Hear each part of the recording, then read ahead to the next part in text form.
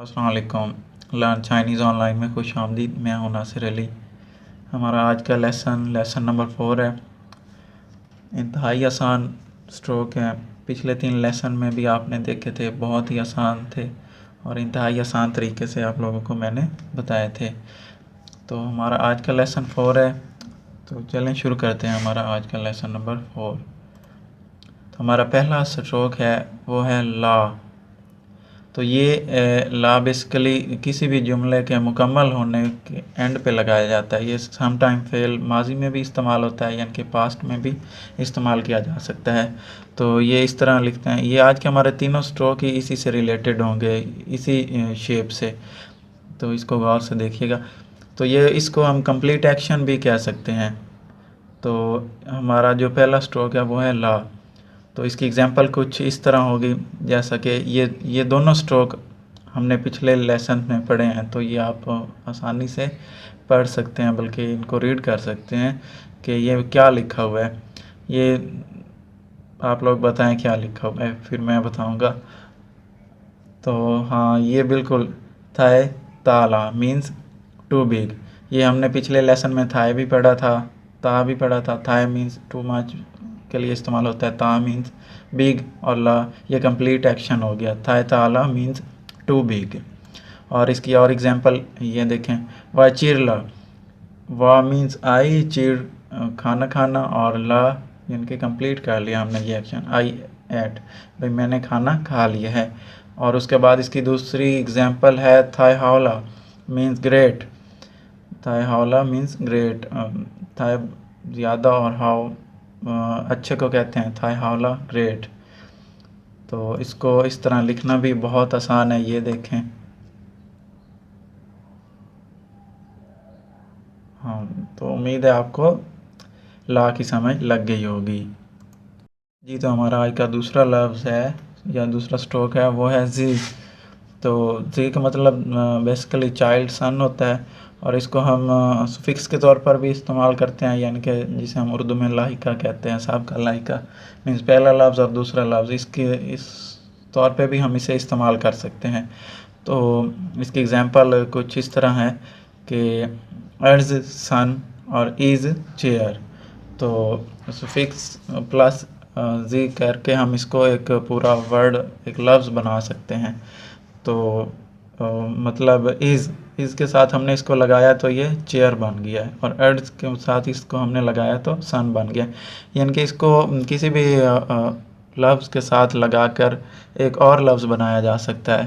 तो ये देखें, इसको लिखना भी इंतहाई आसान है। ये वैसे ला ही था, और ला के दरमियान हमने एक लाइन खींच दिया तो ये इज़ बन गया है। तो इसको ये देखें, इस तरह लिखते हैं।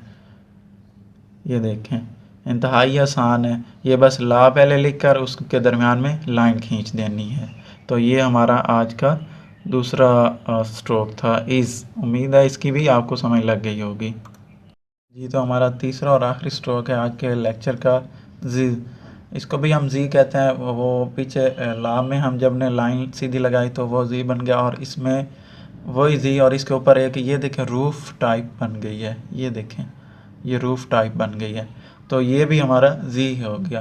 तो इसको हम करैक्टर कहते हैं। तो शुरू में पहले वाले लेक्चर में आपको याद होगा कि हंजी हमने कहा था, हंजी चाइनीज़ करैक्टर। तो ये वही करैक्टर के तौर पर इस्तेमाल किया जाता है, इसको भी जी कहते हैं। तो इसको एग्जांपल ये देखें, ये दोनों जो करैक्टर हैं ये हमने अपने पिछले लेक्चर्स में पढ़ लिए हैं, तो आप खुद भी इसे रीड कर सकते हैं। तो ये आगे हमारा आज का तीसरा करैक्टर जो हमने इसके साथ एग्जांपल बनाने के लिए ऐड किया है। तो सांगा जी मीन्स 3 करैक्टर। सांगा जी 3 करैक्टर। ये ऊपर इसकी निशानी यही है कि ऊपर ये रूफ बनी हुई है। जब ये सिंगल होगा तो वो ला होगा, जब इसमें लाइन लगा देंगे तो वो जी, और जब इसके ऊपर फिर रूफ बना देंगे तो वो भी जी बन जाएगी। तो इसको लिखना भी इंतहाई आसान है। ये देखें, पहले इस तरह, दूसरा, तीसरा, और फिर इस तरह। फिर से देखें, ये देखें, इंतहाई आसान। तो उम्मीद है इस जी की भी आपको समझ लग गई होगी जी। तो हमारा रिव्यू टाइम है, तीनों स्ट्रोक का रिव्यू कर लेते हैं। तो सबसे पहले बताएं ये कौन सा स्ट्रोक है। तो बिल्कुल सही, ये जी है। कैसे पता चला? ये हमारा ला था और ला के दरमियान एक सिंगल लाइन हमने लगाई तो जी बन गया। और ये वाला जी, ये हमारा ला है। और हमारा तीसरा और आखिरी स्ट्रोक जी बिल्कुल, ये भी जी है हमारा। और हमारा आज का लेक्चर ख़त्म हो गया। लेसन नंबर 4 आज का कंप्लीट हो गया है हमारा। उम्मीद है इस लेसन की आपको अच्छे से समझ लगी होगी। तो मज़ीद अच्छी अच्छी चाइनीज़ से रिलेटेड वीडियोस देखने के लिए इस चैनल को सब्सक्राइब कर लें। और क्या कहते हैं, हाँ, ये नीचे मैंने अपना एक ब्लॉग स्पॉट भी बनाया है, आप चाहें तो वहाँ भी विज़िट कर सकते हैं। और हमारा फेसबुक पेज भी है, तो चाहें तो उधर भी विज़िट कर सकते हैं। दूसरा, इस ब्लॉग स्पॉट पे मैं अपनी ये सारी स्लाइड्स वगैरह भी रख देता हूँ। अगर आप चाहें तो ये स्लाइड्स वहाँ से डाउनलोड भी कर सकते हैं। और भी पेपर वर्क मेरे इस ब्लॉग स्पॉट पे पड़ा होगा चाइनीज़ से रिलेटेड, तो आप वो पेपर वर्क भी डाउनलोड करके ईज़ी से समझ सकते हैं। तो उम्मीद है इस लेक्चर की आपको अच्छे से समझ लगी होगी। कहीं गलती कोताही हो गई हो तो कमेंट्स बॉक्स में कमेंट्स करके अपनी राय से आगाह ज़रूर कीजिएगा।